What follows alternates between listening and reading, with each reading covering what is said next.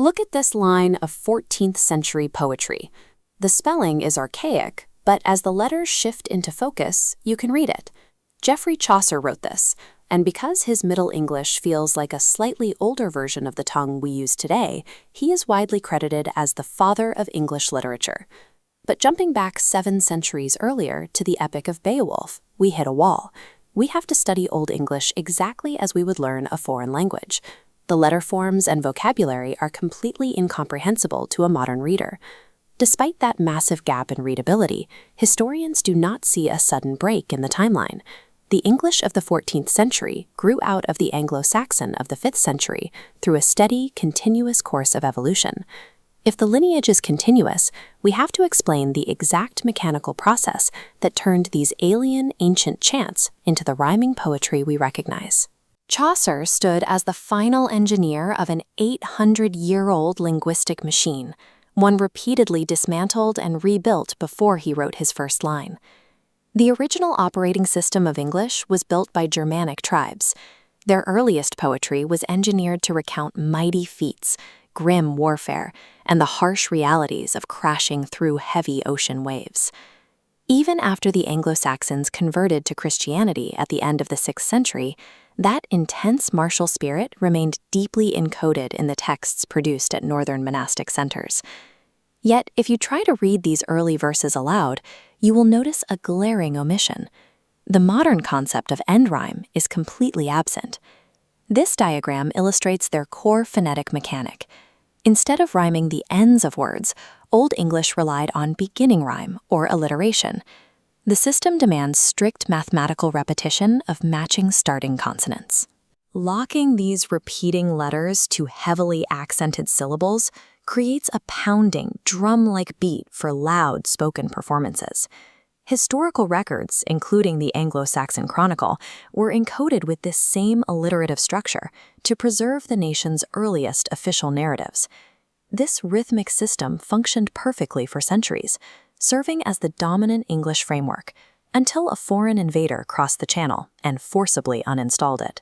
The Norman Conquest of 1066 was a catastrophic disruption. The new ruling class immediately installed French as the sole language of the courts, the law, and high society. For 150 years, written English practically ceased to exist. Pushed underground by the ruling class, it survived only as a spoken dialect, while French became the mark of power. By the early 1200s, political shifts began to bridge the gap. The sealing of the Magna Carta and the loss of French territories helped weld the invaders and the native population into a single people with a shared interest in a domestic tongue. We see the first major evidence of this hybrid culture in Layamon's Brut, a 30,000-line epic that marks the beginning of the English revival. The poem is a linguistic composite.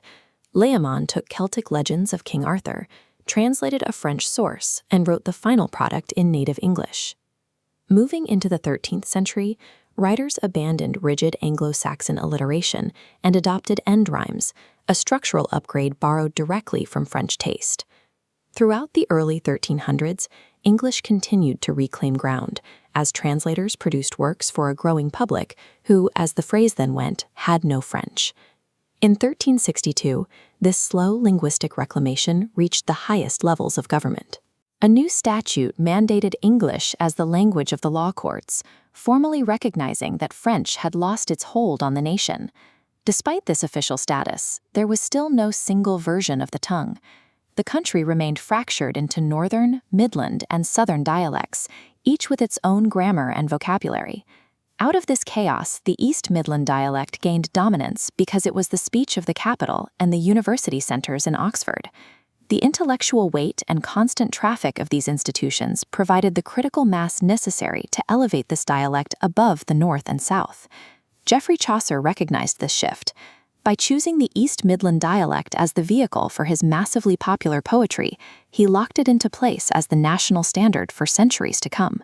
The English we speak today is an active archaeological site. Every sentence carries the structural scars, the cultural fusions, and the quiet endurance of the 800-year evolution that forged it.